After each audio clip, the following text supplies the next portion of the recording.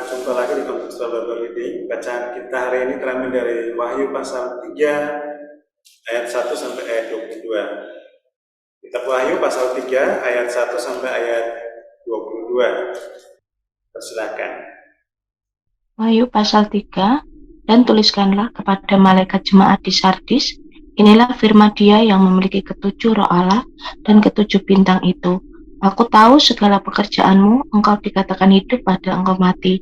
Bangunlah dan kuatkanlah apa yang masih tinggal, yang sudah hampir mati. Sebab tidak satupun dari pekerjaanmu aku dapat disempurna di hadapan Allahku.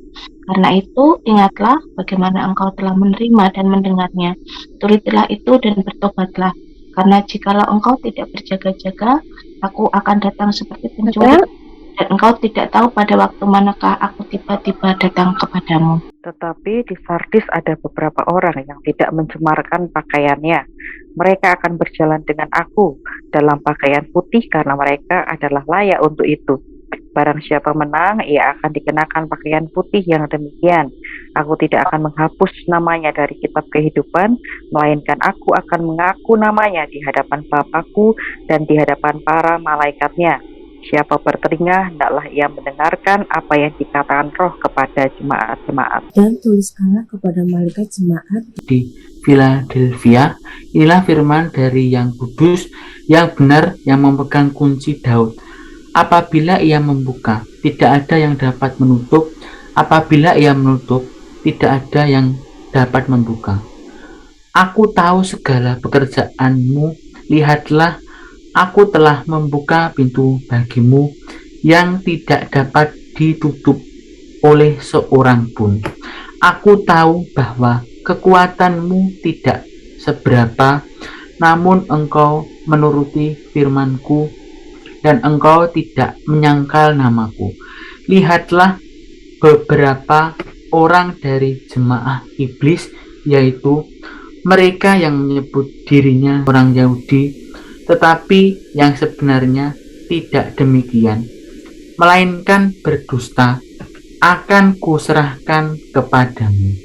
Sesungguhnya aku akan menyuruh mereka datang dan tersingkur di depan kakimu dan mengaku bahwa aku mengasihi engkau. Karena engkau menuruti firmanku untuk tekun menantikan aku, maka aku pun akan melindungi engkau dari hari pencobaan yang akan datang atas seluruh dunia untuk mencobai mereka yang diam di bumi. Aku datang segera, peganglah apa yang ada padamu, supaya tidak seorang pun mengambil mahkotamu. Barang siapa menang, ia akan kujadikan soko guru di dalam bait suci Allahku, dan ia tidak akan keluar lagi dari situ. Dan padanya akan kutuliskan nama Allahku, nama kota Allahku, yaitu Yerusalem baru, yang turun dari sorga dari Allahku, dan namaku yang baru. Siapa bertelinga, hendaklah ia mendengarkan apa yang dikatakan Roh kepada jemaat-jemaat. Dan tuliskanlah kepada malaikat jemaat di Laodikia. Inilah firman dari Amin, saksi yang setia dan benar, permulaan dari ciptaan Allah. Aku tahu segala pekerjaanmu, engkau tidak dingin dan tidak panas. Alangkah baiknya jika engkau dingin atau panas. Jadi karena engkau suam-suam kuku dan tidak dingin atau panas, aku akan memuntahkan engkau dari mulutku. Karena engkau berkata, aku kaya dan aku telah memperkayakan diriku dan aku tidak kekurangan apa-apa. Dan karena engkau tidak tahu bahwa engkau melarat dan malang, miskin, buta dan telanjang, maka aku menasihatkan engkau, supaya engkau membeli daripadaku emas yang telah dimurnikan dalam api, agar engkau menjadi kaya, dan juga pakaian putih, supaya engkau memakainya, agar jangan kelihatan ketelanjanganmu yang memalukan, dan lagi minyak untuk melumasi matamu, supaya engkau dapat melihat. Barang siapa kukasihi, ia kutegur dan kuhajar. Sebab itu relakanlah hatimu dan bertobatlah. Lihat, aku berdiri di muka pintu dan mengetuk. Jikalau ada orang yang mendengar suaraku dan membukakan pintu, aku akan masuk mendapatkannya, dan aku makan bersama-sama dengan dia, dan ia bersama-sama dengan aku. Barang siapa menang, ia akan kududukkan bersama-sama dengan aku di atas tahtaku, sebagaimana aku pun telah menang dan duduk bersama-sama dengan Bapakku di atas tahtanya. Siapa bertelinga, hendaklah ia mendengarkan apa yang dikatakan Roh kepada jemaat-jemaat. Ya, terima kasih. Hari ini kita pelajari firman Tuhan berkenaan dengan masih rangkaian dari pasal 2 kemarin. Ya, jadi berkenaan dengan surat kepada 7 jemaat, dan kita perhatikan di sini ayat 1 sampai ayat 6, ini surat yang keempat, yaitu kepada jemaat di Sardis. Ke Sardis ayat 1 sampai yang ke 6, surat yang kelima ya, ke jemaat di Sardis. Nah, menarik di sini kita perhatikan beberapa pokok yang secara konsisten atau secara konstan kita bisa perhatikan pada setiap surat itu. Berkenaan dengan ciri jemaatnya. Jadi pada jemaat di Sardis ini cirinya dikatakan dalam ayat awal itu, aku tahu segala pekerjaanmu, engkau dikatakan hidup, padahal engkau mati. Bangunlah dan kuatkanlah apa yang masih tinggal, yang sudah hampir mati, sebab tidak satu pun dari pekerjaanmu aku dapati sempurna di hadapan Allahku.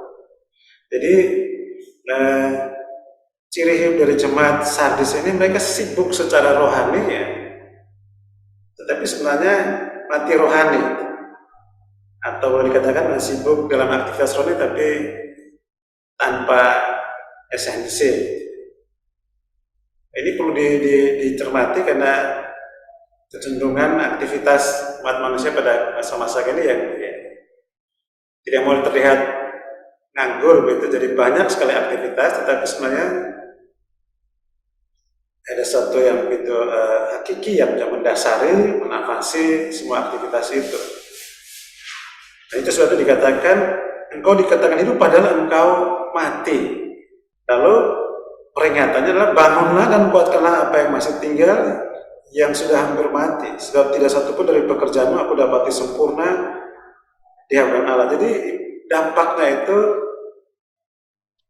ya, apa saja yang dikerjakan sebenarnya di hadapan Allah tidak ada yang memenuhi standar yang dikehendaki Allah atau standar ditetapkan oleh Allah.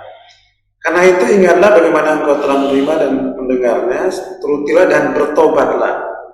Jadi yang diperingatkan supaya bertobat dan berjaga-jaga dan kembali membangun hidup dalam iman yang sempurna dan hidup dalam kesucian. Dikatakan di sana memang ada beberapa orang dalam jemaat itu, tapi di Sardis ada beberapa orang yang tidak dicemarkan pakaiannya. Mereka akan berjalan dengan aku dalam pakaian putih karena mereka ada layak untuk itu. Kalau kita perhatikan di sini, maka semuanya Tuhan memang tidak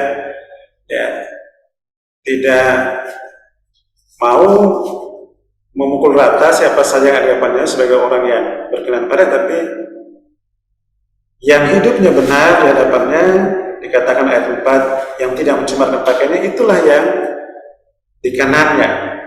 Dan yang hanya sekedar sibuk secara aktivitas rohani tapi tanpa esensi itu, ya diberi peringatan tegas agar bertobat dan kemudian hidup dalam iman dan kesucian. Barang siapa menang janji Tuhan ini pada yang bertobat, ia akan dikenakan pakaian putih yang demikian, seperti yang dipakai oleh beberapa orang, satu yang dikenakan oleh beberapa orang. Jadi sesungguhnya Allah menghendaki jemaat Tuhan betul hidup dalam pengenalan yang benar akan Dia, hidup dalam kesucian, dan kemudian hidup melayani, mengerjakan semua tugas tanggung jawab visi misi yang Tuhan berikan dengan sebaik-baiknya. Dan siapa yang bertobat akan dikenakan pakaian putih, dan aku tidak akan menghapus namanya dari kitab kehidupan, melainkan akan mengaku namanya di hadapan Bapakku dan di hadapan para malaikatnya. Jadi janji Tuhan pada yang bertobat itu, yaitu akan diterima, dipandang layak di hadapannya, dikenakan pakaian putih, tercatat dalam kitab kehidupan, dan memperoleh pengakuan dari Bapa di surga. Surat yang ke-6 ini kepada jemaat di Philadelphia, ayat 7 sampai ayat yang ke-13. Ciri jemaat ini adalah, katakan di sana, aku tahu segala pekerjaanmu, lihatlah aku telah membuka pintu bagimu yang tidak dapat ditutup oleh seorang pun. Aku tahu bahwa kekuatanmu tidak seberapa, namun engkau menuruti firmanku dan engkau tidak menyangkal namaku. Ayat 10 juga dikatakan, karena engkau menuruti firman-Ku untuk tekun menantikan Aku. Jadi jemaat di Philadelphia, jemaat yang taat pada firman Tuhan, hidup dengar-dengaran pada firman Tuhan, menuruti apa yang dikatakan firman Tuhan, sekalipun dikatakan kekuatanmu kecil atau kekuatanmu tidak seberapa. Nah, jemaat ini adalah jemaat yang terpanggil untuk melayani Tuhan, jemaat yang terpanggil untuk memberitakan Injil, tapi dikatakan kekuatannya kecil. Memang tantangan yang dihadapi dalam pelayanan kabaran Injil cukup berat. Nah, menariknya karya Tuhan itu luar biasa bagi jemaat ini. Dikatakan di sana bahwa inilah firman dari Yang Kudus yang benar yang memegang kunci Daud. Apabila ia membuka, tidak ada yang dapat menutup kamu. Apabila ia menutup, tidak ada yang dapat membuka. Dan ini terkait dengan bagaimana Allah bekerja dengan Kristus Tuhan untuk membuka pintu-pintu pekabaran Injil, sebagaimana terlihat di ayat ke-9. Lihatlah beberapa orang dari jemaah iblis, yaitu mereka yang menyebut dirinya orang Yahudi, tetapi sebenarnya tidak demikian, melainkan berdusta, akan kuserahkan kepadamu. Sesungguhnya aku akan menyuruh mereka datang dan tersungkur di depan kakimu dan mengaku bahwa aku mengasihi engkau. Jadi terobosan pemberitaan Injil itu akan dikerjakan sendiri oleh Allah dalam Kristus, sehingga jemaat Tuhan sekalipun berjuang mati-matian dengan kekuatan gak seberapa pasti akan melihat buah-buah pelayanan, karena Kristus Tuhan yang berkarya, sehingga sekalipun ada banyak orang yang begitu keras menolak kebenaran Injil, tidak merespon pelayanan-pelayanan dari jemaat Tuhan itu, satu waktu dikatakan bahwa Tuhan sendiri akan menyerahkan mereka. Akan kuserahkan kepadamu orang-orang dengan jemaah iblis itu. Sesungguhnya ini satu pengajaran yang penting bagi kita untuk memikirkan bersama bahwa kesulitan, tantangan dalam pekabaran Injil dan apa saja yang dihadapi dalam kerangka misi itu. Bagian orang percaya terus mengerjakan dengan sungguh-sungguh, sekalipun seperti tanpa harapan, tidak ada kekuatan bisa menghasilkan sesuatu, tapi Tuhan tidak membiarkan kita sendirian bekerja terus-menerus dan dalam suatu keadaan kehampaan. Ada waktunya bahwa terobosan pintu-pintu pekabaran itu tetap terbuka, karena Dia Tuhan yang berkarya dan akan menunjukkan kuasanya. Dan bahkan dikatakan akan serahkan, datang tersungguh di depan kakimu dan mengaku bahwa aku mengasihi engkau.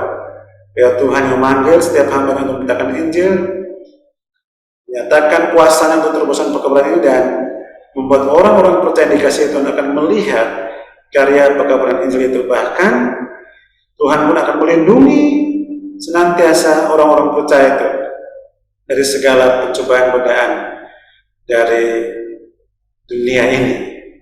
Aku datang segera, peganglah apa yang padamu, supaya tidak seorang pun mengambil mahkotamu. Ketika orang percaya tetap sungguh-sungguh berkarya dalam memberitakan Injil, terus berdoa, berserah, mengandalkan kuasa dan pertolongannya, maka terobosan pekabaran ini, pintu-pintu pekabaran ini akan terbuka, dan orang percaya akan melihat buah pelayanan itu oleh karena kuasa Kristus yang berikan terobosan dan menghasilkan jiwa-jiwa yang bertobat. Barang siapa menang, ia akan menjadikan soko guru dalam bait suci Allahku, dan ia tidak akan keluar lagi dari situ. Dan padanya akan kutuliskan nama Allahku, nama kota Allahku, yaitu Yerusalem baru yang turun dari surga dari Allahku, dan namaku yang baru. Jadi janji Tuhan bagi hamba-hamba Tuhan, orang-orang percaya setia dalam memberitakan Injil itu, yaitu akan dijadikan soko guru dan eksis itu dalam kekekalan. Dan terima kasih, surat yang terakhir pada jemaat di Laodikia, ayat yang ke-14 sampai ayat 22. Ini ciri jemaatnya, dan itu kerohaniannya mengambang dan meleset gitu. Dikatakan di sana, aku tahu segala pekerjaanmu, engkau tidak dingin dan tidak panas. Alangkah baiknya jika engkau dingin atau panas. Nah, kekristenan yang mengambang itu biasanya dibangun di atas fondasi yang salah gitu. Paling tidak ada 3 poin penting. 1, identifikasi diri yang salah. Kalau anak-anaknya dikasih nama Petrus, Lukas, Yohanes, itu dipandang itu sudah kekristenan sejati.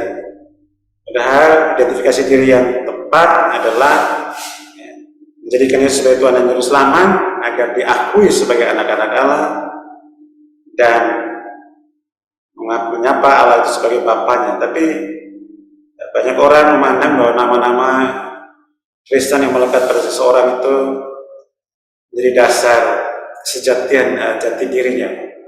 Bukan berarti nama-nama Alkitab tidak penting, itu sangat baik, tetapi harus didasari dengan pengenalan yang benar, karena kita tahu juga ya, di penjara dan sebagainya banyak juga Matius, Markus, Lukas, Yohanes, tapi kasus pencurian, perampokan, perjudian, korupsi dan sebagainya. Nah, identifikasi yang salah membuat kekristenan itu mengambang gitu. Yang kedua itu simbolisme.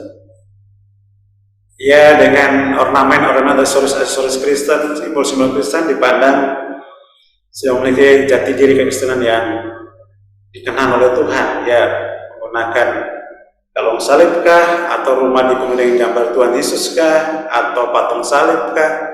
Apakah itu dasar kekristenan sejati? Sama sekali tidak. Bukan itu tidak penting, tapi dasar yang salah kalau mendasarkan kekristenan sejati pada hal-hal seperti itu.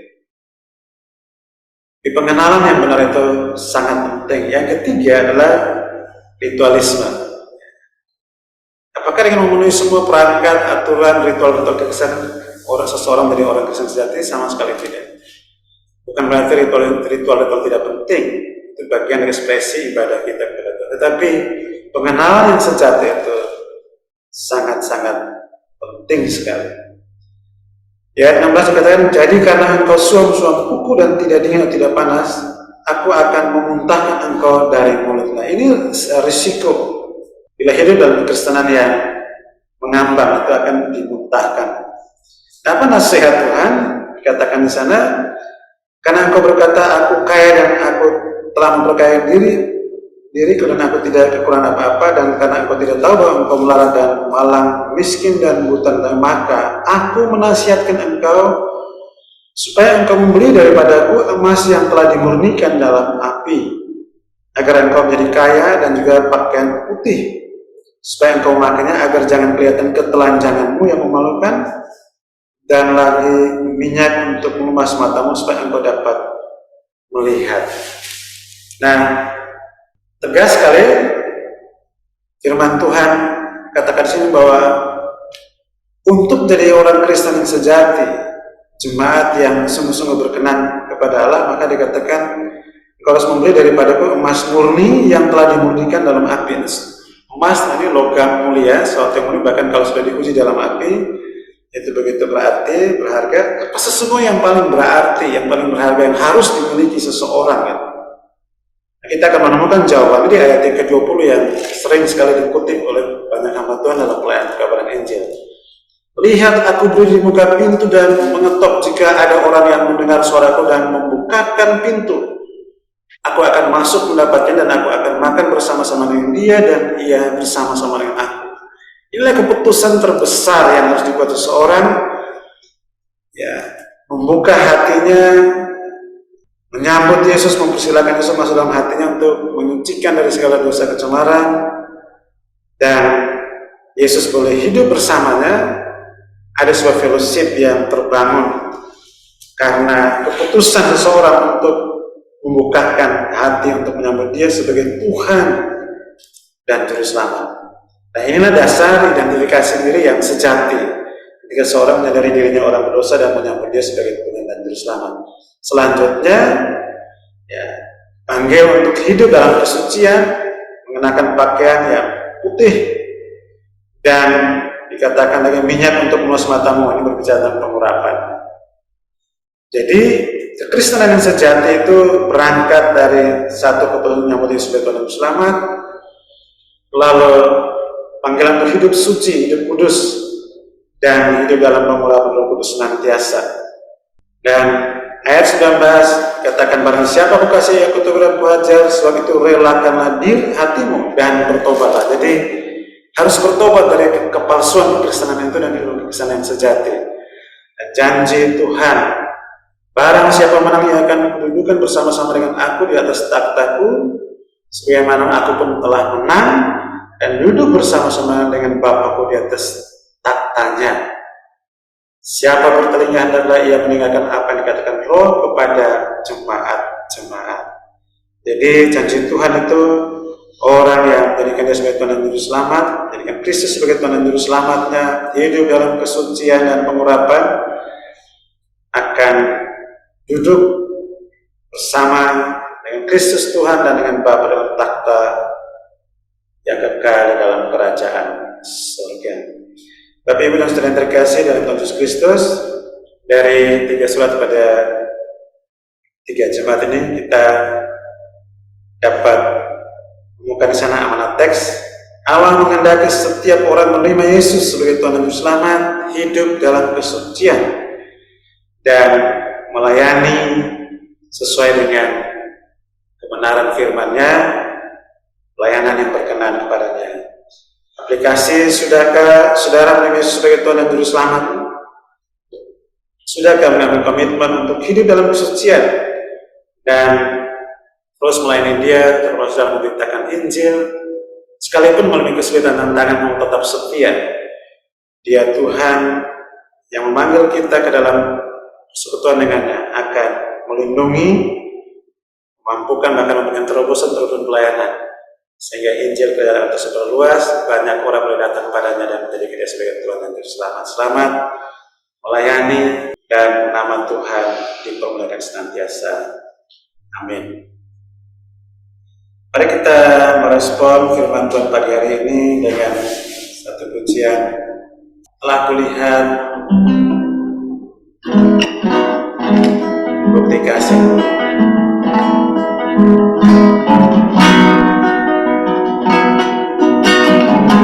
Telah kulihat bukti kasih-Mu. Kau berikan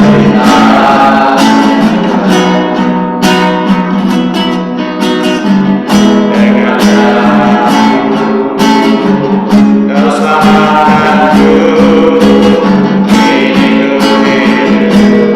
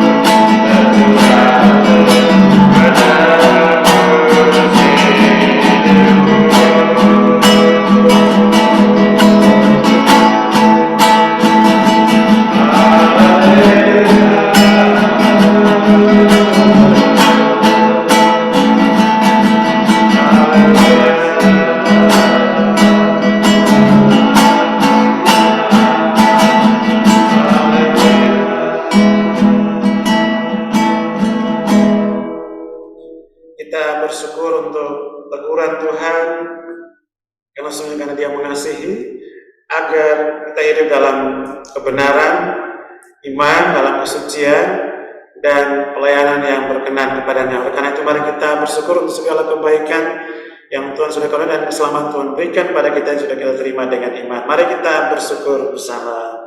Bapa dalam surga, kami menaikkan segala pujian dan syukur untuk kasih setia dan kebaikan-Mu. Terima kasih untuk keselamatan Kau berikan bagi kami, dan kami rindu senantiasa hidup dalam kesucian, hidup berkenan kepadamu, dan juga dalam pelayanan penginjilan kami. Kami boleh mengerjakan apa yang Kau kehendaki, dan kerinduan kami boleh mendapatkan berkat-berkat bahkan terobosan pelayanan oleh karena Engkau Tuhan yang senantiasa menolong kami, bahkan berikan terobosan-terobosan dalam pelayanan pekabaran Injil. Terima kasih ya Tuhan untuk kebaikan dan anugerah-Mu. Terima kasih untuk keselamatan sudah Engkau berikan pada kami. Dalam nama Yesus kami bersyukur.